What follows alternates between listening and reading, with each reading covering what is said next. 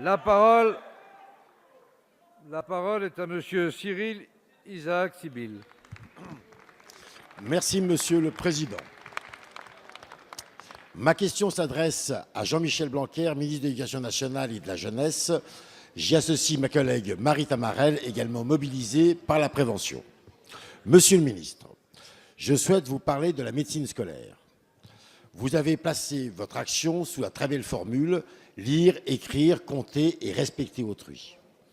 Permettez-moi de la compléter en y rajoutant le respect de soi, car pour respecter l'autre, il faut d'abord se respecter soi-même.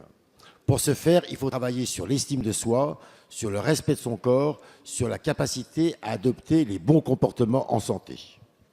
Monsieur le ministre, pour lutter contre les deux plus grandes inégalités de destin, que sont l'éducation et la santé, vous avez sous votre autorité les médecins scolaires, médecins, infirmières, psychologues, nouveaux hussards de la République, les nouveaux hussards blancs de la prévention.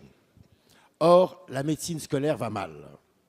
Effondrement du nombre de médecins scolaires depuis 2008, un tiers des postes non pourvus, moins de 40% des enfants scolarisés vus lors de la visite médicale des 6 ans, pourtant obligatoire. Certains départements ne disposeraient même plus de médecins scolaires. Ne pas s'attaquer à la problématique de la pénurie de médecins scolaires, c'est oublier le rôle primordial que joue la prévention, les dépistages précoces, c'est laisser s'enraciner les inégalités de santé qui s'installent dès le plus jeune âge. Le métier de médecin de l'éducation nationale est peu attractif tant au regard de leur statut que de leurs conditions de travail et salariales. Ainsi, Monsieur le ministre, ma question est la suivante. Votre projet de loi pour une école de la confiance ne pourrait-il pas être l'occasion de créer un service de médecine scolaire reconnu comme tel et un corps interministériel portant statut commun pour les médecins de prévention, auxquels seraient intégrés les médecins scolaires?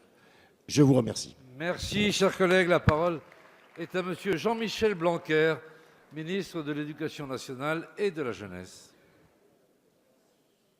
Monsieur le Président, Mesdames et Messieurs les députés, Monsieur le député Isaac Sibyl, votre question est extrêmement importante et je souscris à tous les propos que vous avez tenus, puisque le sujet de la médecine scolaire est un sujet problématique en France depuis des décennies. Ce n'est pas seulement un sujet de moyens, vous l'avez dit, puisque vous avez dit que les postes n'étaient pas pourvus, et donc nous avons les postes budgétaires pour les médecins scolaires, c'est plus un sujet d'attractivité. C'est un sujet auquel nous nous sommes attelés dès notre arrivée au gouvernement avec Agnès Buzyn, parce que comme vous l'avez signalé aussi, il y a évidemment une coopération évidente à mener entre le ministère de la Santé et le ministère de l'Éducation nationale sur un tel sujet.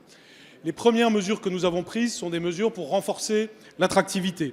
C'est pourquoi nous avons pris d'abord la mesure consistant à avoir la poursuite de la revalorisation de la carrière des médecins scolaires avec l'évolution de la grille indiciaire en particulier, et puis une meilleure connaissance de ce métier auprès des étudiants en médecine, ce qui est complémentaire des mesures prises par Agnès Buzyn pour le service sanitaire. Mais évidemment, il faut aller plus loin. Aller plus loin, c'est d'abord la mission que nous avons confiée à votre collègue, le docteur Stéphanie Rist, que je salue à mon tour, et au docteur Marie-Sophie Barthé-Derrien, qui est la directrice adjointe de la PMI Métropole de Lyon. Ensemble, elles vont nous faire des propositions qui nous permettront d'aller plus loin. Mais les objectifs sont très clairs, et vous les avez indiqués, vous les avez rappelés. C'est d'abord d'être capable de rendre effective la visite médicale avant 6 ans. Et pour tout dire, il faudrait la rendre effective à 3 ans parce que plus les problèmes sont pris tôt, plus ils peuvent être réglés. C'est donc le véritable objectif que nous nous fixons et qui est cohérent effectivement avec la loi pour l'école de la confiance qui installe l'instruction obligatoire à 3 ans et donc la possibilité de cette visite pour tous les enfants à 3 ans. C'est l'objectif que nous nous fixons. Il passe par une collaboration de la médecine civile avec la médecine scolaire. Cela peut passer, pourquoi pas, par des amendements à l'occasion du projet de loi École de la confiance. Mais en tout état de cause, j'affirme des objectifs qui sont en totale syntonie avec ce que vous avez dit et qui ne sont pas forcément d'ordre législatif quant à leur application. Et donc c'est aussi réglementairement qu'avec Agnès Buzyn, nous allons avancer au cours des prochains mois pour l'effectivité d'une bonne santé de tous nos enfants. Merci, Monsieur le ministre.